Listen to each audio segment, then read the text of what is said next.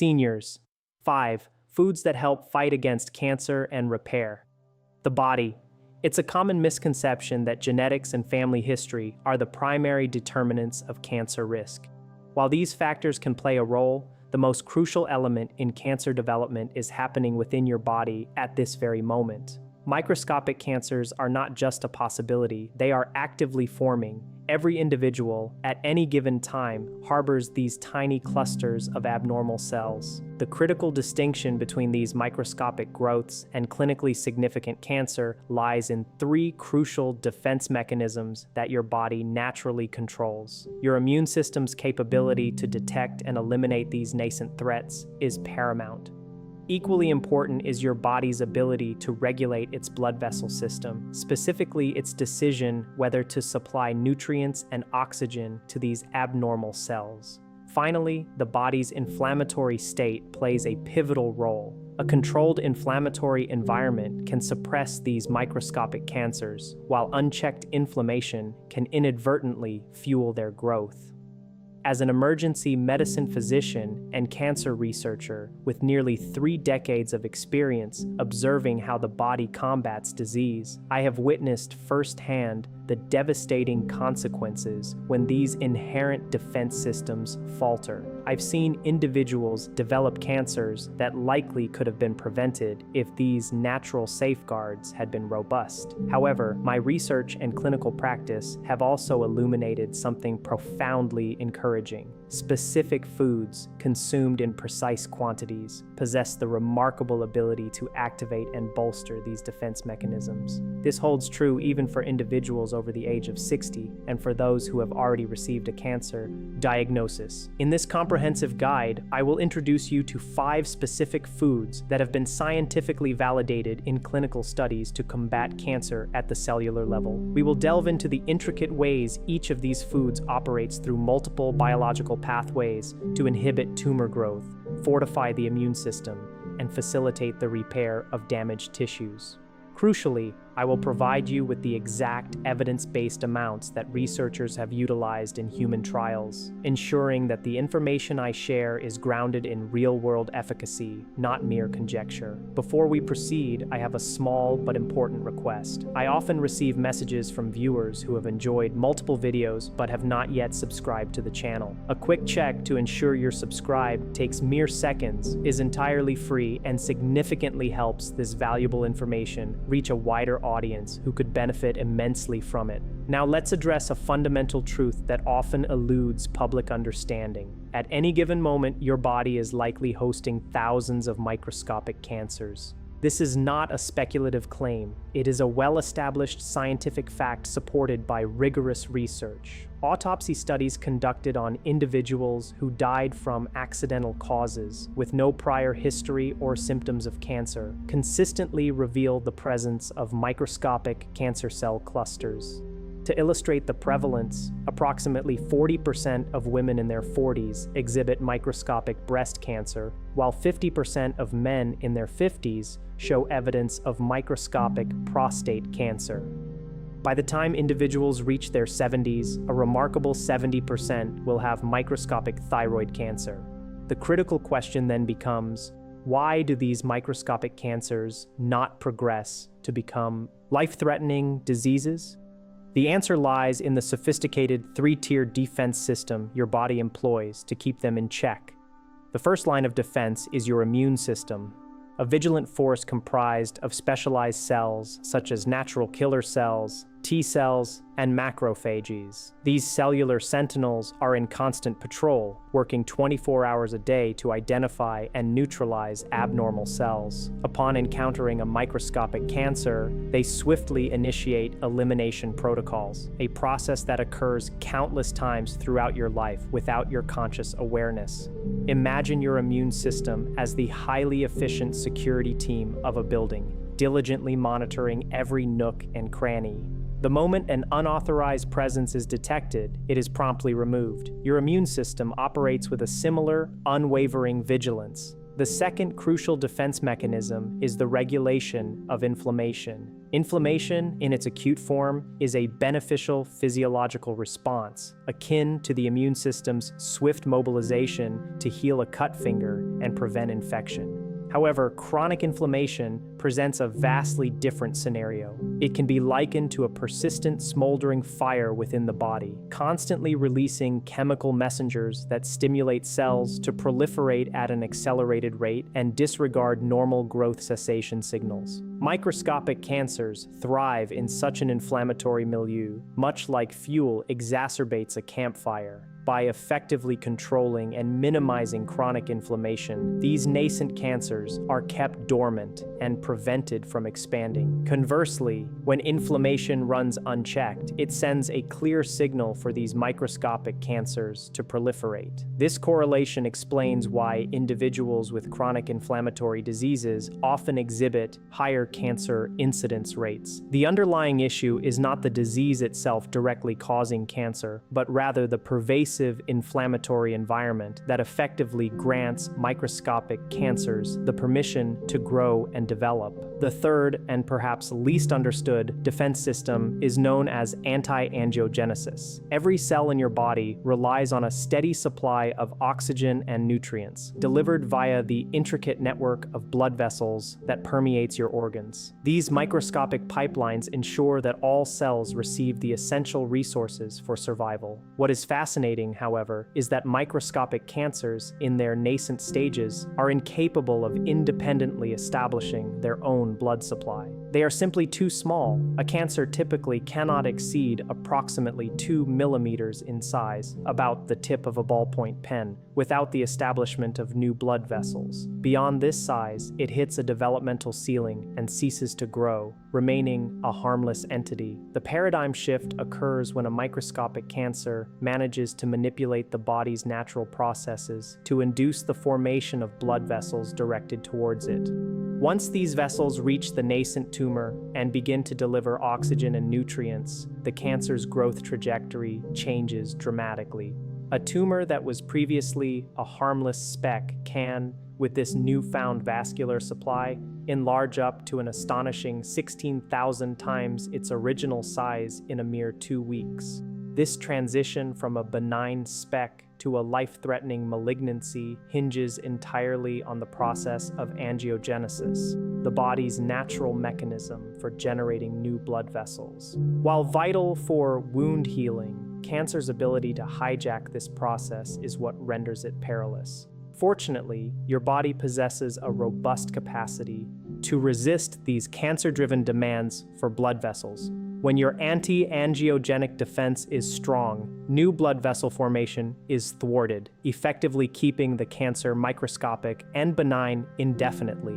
Conversely, a compromised anti-angiogenic defense allows blood vessels to proliferate, leading to exponential tumor growth and subsequent clinical diagnosis. The remarkable capability of specific foods to positively influence these 3 critical defense systems is now scientifically substantiated. I will now elaborate on the mechanisms through which they operate, providing concrete data on effective dosages and preparation methods. Our first powerhouse food is green tea. The profound health benefits of green tea are largely attributed to its rich content of compounds known as catechins, particularly one called epigallocatechin galate, or EGCG. While the name may be complex, its function is remarkably straightforward.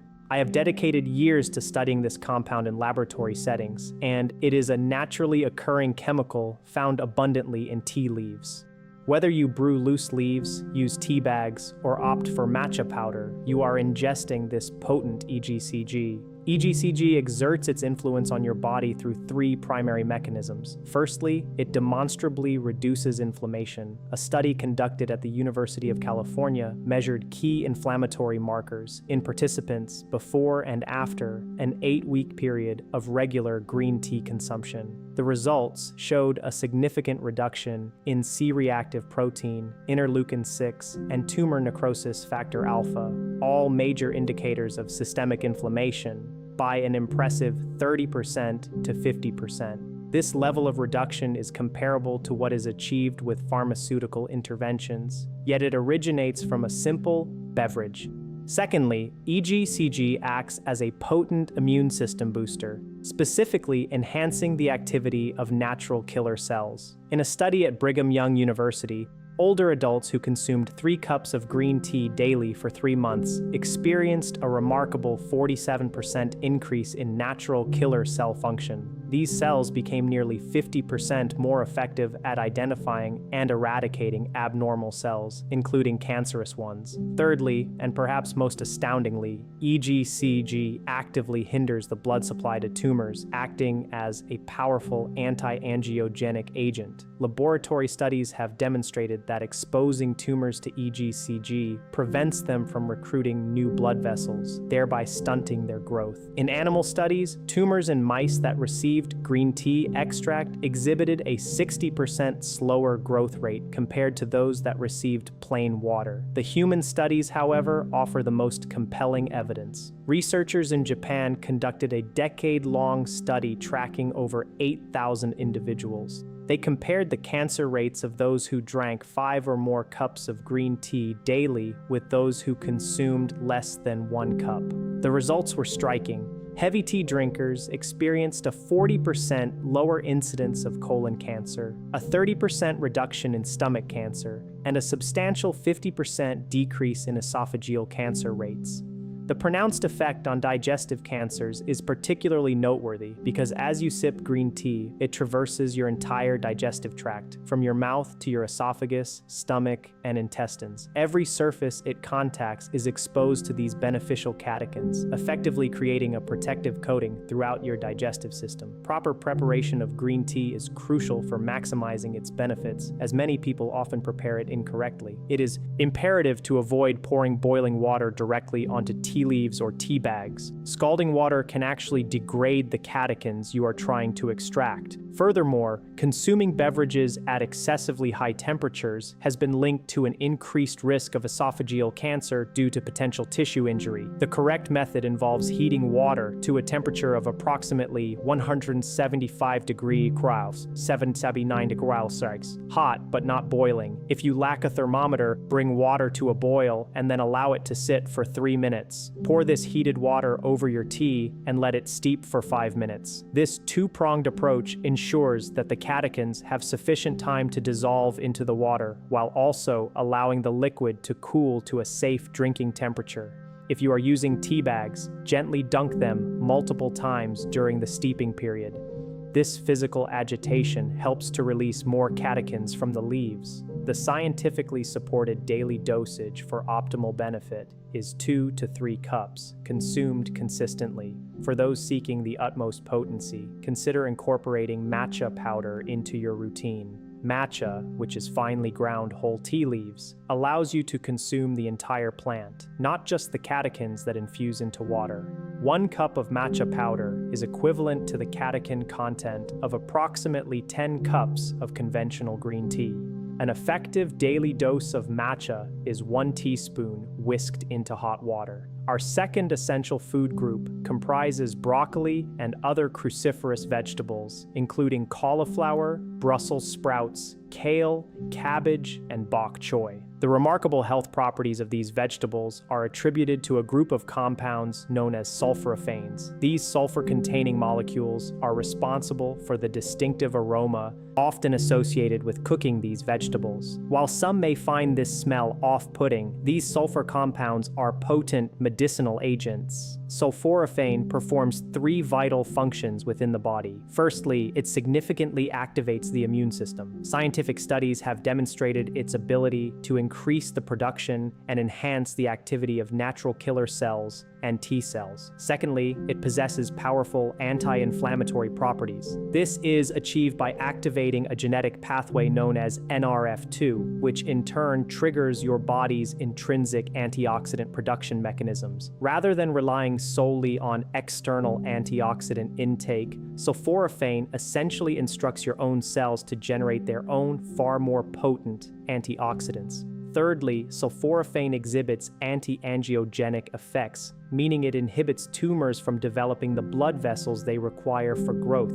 A fascinating aspect of broccoli that many are unaware of is that while the familiar tree-like florets contain sulforaphane, the stalk actually contains double the concentration. Discarding or overlooking the stalk is a missed opportunity, as it represents a concentrated source of this valuable compound. If you find the stalk's texture too tough, various preparation methods can render it tender and delicious. Slicing the stalk diagonally, for instance, increases its surface area, allowing it to cook more rapidly and become tender when sautéed with garlic and olive oil. Alternatively, the stalk can be finely chopped and blended into soups. A simple broccoli soup prepared with stalks, onions, garlic, vegetable broth, and a hint of oregano is not only delicious, but also incredibly rich in sulforaphane. The effective daily dose, as determined by clinical studies, is approximately 1 cup of chopped broccoli, including the stalk. The efficacy of sulforaphane is even more pronounced in broccoli sprouts. These are young, 3-day-old broccoli plants grown from seeds, resembling alfalfa sprouts with their slender white stems and small green leaves. Broccoli sprouts contain an astonishing 100 times more sulforaphane than mature broccoli. This is because the plant produces its entire sulforaphane content at the sprout stage. As it grows into a mature plant, this compound becomes distributed throughout its structure. Thus, the sprout represents a concentrated dose of this medicinal compound. A landmark study conducted at Johns Hopkins University provided participants at high risk for cancer with 2 ounces of broccoli sprouts daily. After 3 months, a significant reduction of 60% was observed in key cancer biomarkers found in their blood and urine. The researchers also noted that the sprouts activated over 200 cancer-fighting genes within the participants' bodies. Broccoli sprouts can be readily purchased at health food stores or conveniently grown at home using broccoli sprouting seeds, a mason jar, and approximately 3 days. This cost-effective method provides potent pharmaceutical-grade cancer protection. Our third significant food is papaya, a tropical fruit that often surprises people who don't typically associate such fruits with medicinal properties. Papaya is an oblong fruit, roughly the size of a football. When ripe, its flesh is a vibrant orange color, soft and sweet. This characteristic orange hue is due to the presence of carotenoids, specifically beta-cryptoxanthin. This compound is not only anti-inflammatory and anti-angiogenic, but also exhibits a particularly beneficial effect on lung tissue. Multiple studies have indicated that individuals who consume high amounts of beta-cryptoxanthin experience a dramatically lower risk of lung cancer. A comprehensive Harvard study, which tracked over 70,000 women for 18 years, observed their dietary habits and cancer incidence. Women who had the highest intake of beta-cryptoxanthin demonstrated a 31% lower risk of lung cancer compared to those with the lowest intake. This protective effect remained consistent even in women with a history of smoking, indicating its independence from smoking status. The mechanism by which beta-cryptoxanthin operates involves its concentration within lung tissue. Upon ingestion of papaya, the carotenoids are absorbed into the bloodstream and preferentially accumulate in the lungs. Once there, they effectively reduce inflammation and inhibit the blood vessel growth that tumors require to thrive.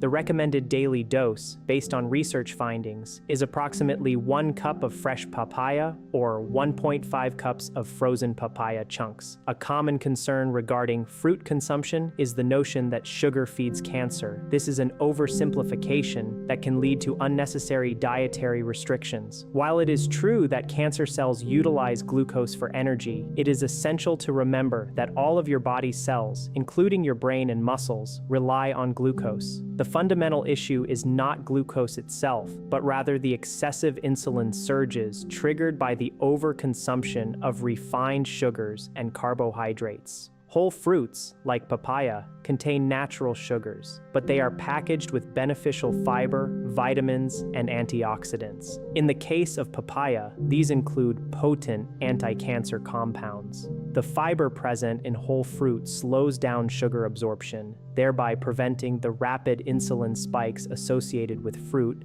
juices, or processed sugars. Studies comparing individuals who regularly consume whole fruits with those who avoid them consistently show lower cancer rates across the board among fruit eaters. Therefore, embracing whole fruits like papaya is highly recommended while avoiding fruit juices, which have been stripped of fiber and concentrated into liquid sugar. If blood sugar management is a concern, consuming fruit earlier in the day when insulin sensitivity is typically higher and pairing it with a small amount of protein or fat can further moderate sugar absorption. Our fourth featured food is the purple potato, a visually striking vegetable that offers a feast for the eyes as well as the body. Externally, purple potatoes boast a purplish skin, but upon cutting them open, the flesh reveals a deep, almost violet hue. This intense coloration is due to the presence of anthocyanins, the same powerful antioxidant and anti-inflammatory compounds that give blueberries their blue tint and red cabbage its ruby color. Purple potatoes have been specifically investigated for their anti-cancer properties, yielding remarkable findings. In studies at Penn State, laboratory animals were administered purple potato extract. The tumors in these animals grew 65% slower compared to those in animals that received regular white potato extract. Further analysis revealed that anthocyanins in purple potatoes contribute to this effect through two key mechanisms. They inhibit blood supply to tumors, a classic anti-angiogenic action, and they are effective in eliminating cancer stem cells. Understanding cancer stem cells is critical to grasping the significance of purple potatoes. When cancer is treated with surgery, chemotherapy, or radiation, the primary goal is to eradicate all cancer cells. Often, this leads to tumor shrinkage or complete remission, with patients being declared cancer-free. However, in some instances, the cancer recurs years later. This recurrence is frequently attributed to the survival of cancer stem cells. These are a small subpopulation of cells within a tumor that possess the ability to regenerate the entire tumor. They function much like the seeds of a dandelion. While the visible growth can be removed, the persistence of roots and seeds allows for regrowth. Cancer stem cells are the seeds of cancer recurrence. While conventional chemotherapy often targets the bulk of cancer cells, it is frequently less effective against these resilient stem cells. Purple potatoes, specifically their anthocyanins, have demonstrated the capacity to kill cancer stem cells in colon cancer. A study at Ohio State University exposed colon cancer stem cells to purple potato extract, finding that the extract effectively eliminated these stem cells while leaving normal colon cells unharmed. This selective toxicity is precisely the desired outcome in cancer treatment, targeting and destroying cancer cells while preserving healthy tissue. Purple potatoes can be prepared in any manner one would cook regular potatoes: baked, steamed, roasted, or sautéed. A particularly appealing option is a purple potato soup. Simply dice the potatoes, sauté them with onions and garlic, add vegetable broth, simmer until tender, and then blend for a stunningly colored and nutrient-rich soup loaded with anthocyanins. For an added health benefit, consider the concept of resistant starch. After cooking potatoes, allow them to cool completely, then refrigerate them. This cooling process causes the starch molecules to rearrange into a structure that is resistant to digestion.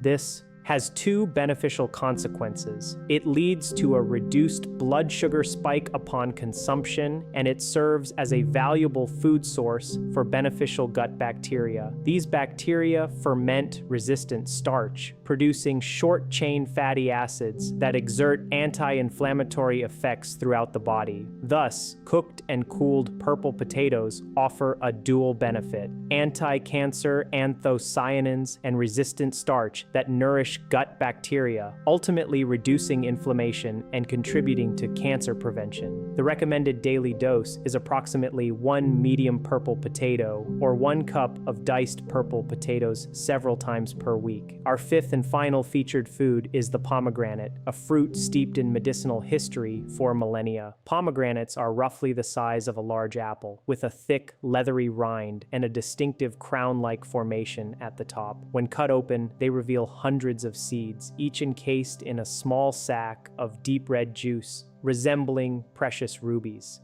The flavor is a delightful combination of sweet and tart. Pomegranates contain a class of compounds known as ellagitannins. These are complex molecules responsible for the fruit's vibrant color and characteristic tartness. Upon consumption of pomegranate or its juice, the ellagitannins are transported to the colon, where they are broken down by gut bacteria into smaller compounds called urolithins. These urolithins are the true powerhouses behind the pomegranate's health benefits. Ellagitannins and urolithins provide a range of health advantages. Firstly, they are potent anti-angiogenic agents, effectively preventing tumors from forming new blood vessels. A study conducted at UCLA administered pomegranate juice to men with prostate cancer, whose PSA, prostate-specific antigen levels, were rising after initial treatment, an indicator of cancer recurrence. These men consumed 8 ounces of pomegranate juice daily. Researchers monitored their PSA doubling time, a measure of cancer growth rate. Prior to pomegranate juice consumption, the average doubling time was 15 months. Following the introduction of pomegranate juice, this interval extended to an impressive 54 months. While the cancer remained present, its growth had been dramatically decelerated. Some participants continued with pomegranate juice for years, maintaining stable PSA levels and avoiding the need for more aggressive treatments. The researchers posit that the anti-angiogenic effects of ellagitannins starve microscopic cancer cells, preventing their expansion. Secondly, ellagitannins are a vital food source for a specific type of beneficial gut bacteria called Akkermansia muciniphala. This bacterium plays a crucial role in cancer prevention and resides within the mucus lining of the intestines. When you consume ellagitannins from pomegranate, they travel to the colon, stimulating the gut to produce more mucus, thereby creating a more hospitable environment for Akkermansia to thrive. The significance of this is profound. Akkermansia communicates with the immune system through the gut wall, sending signals that activate cancer-fighting immune cells. Studies involving cancer patients undergoing immunotherapy, treatments designed to unleash the immune system against cancer, have consistently shown that those who respond well and whose immune systems effectively combat the cancer exhibit high levels of Akkermansia. Conversely, non-responders often lack this bacterium. In remarkable experiments, researchers successfully transplanted Akkermansia from responding patients to non-responding patients, leading to a significant improvement in treatment response. This single bacterial species proved to be a critical determinant in treatment outcomes. To increase your Akkermansia population, consuming pomegranate is one of the most effective strategies. The recommended daily dose is 8 ounces of 100% pomegranate juice. It is important to ensure it is pure juice, free from added sugars or juice cocktails. If pure pomegranate juice is too tart for your palate, diluting it with an equal amount of water, 4 ounces of juice mixed with 4 ounces of water, is an excellent option. Daily consumption is key. Alternatively, you can eat the seeds, which are delicious, sprinkled on salads, added to yogurt, or enjoyed as a snack. 1 pomegranate typically contains about 3/4 of a cup of seeds. Consuming 1 pomegranate every few days or drinking 8 ounces of juice daily will provide the necessary ellagitannins. Within a week of consistent intake, you will likely notice a shift in your gut bacteria composition, and within a month, Akkermansia levels can increase substantially. Now, let's synthesize this knowledge into a practical, actionable protocol that combines all 5 of these powerful foods. This regimen is based on the research findings and my extensive clinical experience. Begin your morning with 2 cups of green tea, prepared using the proper brewing method I've outlined, allowing it to steep and cool before sipping it slowly with breakfast. For a mid-morning snack, enjoy 1 cup of fresh or frozen papaya chunks.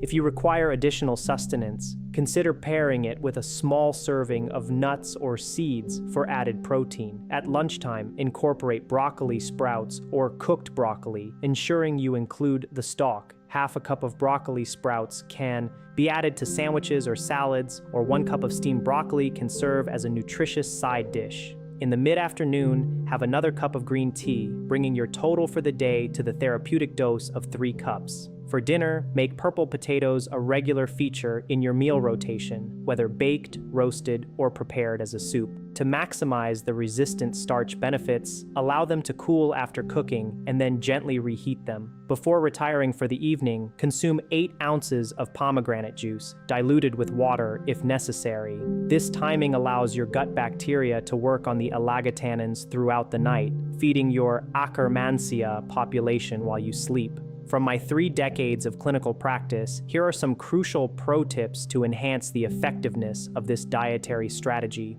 Firstly, consistency is far more important than intensity. Consuming these foods once will have minimal impact. It is through daily, unwavering adherence, week after week and month after month, that you will witness their protective effects unfold. Your immune function will gradually improve, inflammation will subside over weeks, and Akkermansia populations will build over approximately a month. This is not a short-term fix, but a sustainable lifestyle change. Secondly, when fresh produce is unavailable or unaffordable, opt for frozen alternatives. Frozen papaya chunks, broccoli, and even pomegranate arils are excellent choices. Often, these are frozen at their peak ripeness, preserving their bioactive compounds more effectively than fresh produce that has undergone prolonged storage.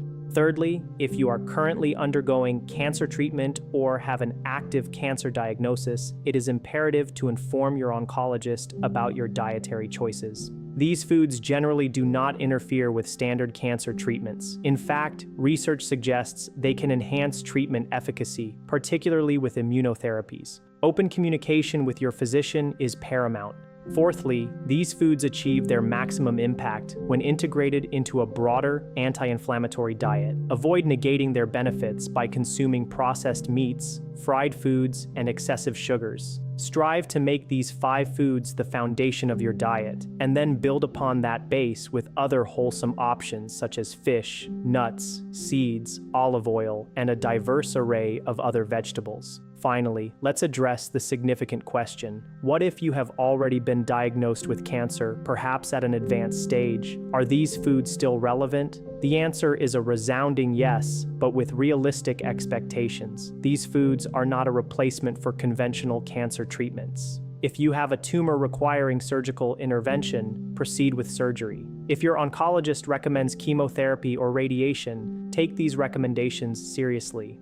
However, these foods can be valuable adjuncts to your treatment plan. Research indicates they can make conventional treatments more effective, help mitigate side effects, and potentially prevent recurrence. I have had patients who combined aggressive conventional therapies with these dietary strategies, and their outcomes were consistently superior to those who relied solely on conventional treatment. They experienced better quality of life during treatment, fewer side effects, and, in many cases, extended survival. One final crucial point I must address is fear. If you are watching this because you or a loved one has received a cancer diagnosis, experiencing fear is natural and understandable. Cancer is a terrifying prospect. However, fear can be paralyzing, and paralysis is the antithesis of progress. Here is what I convey to my patients. You possess far more control than you may realize. While you may not be able to control the cancer you currently have, you absolutely can control what you put into your body starting today. Every cup of green tea you drink actively engages your immune system. Every serving of broccoli you consume helps to starve microscopic tumors.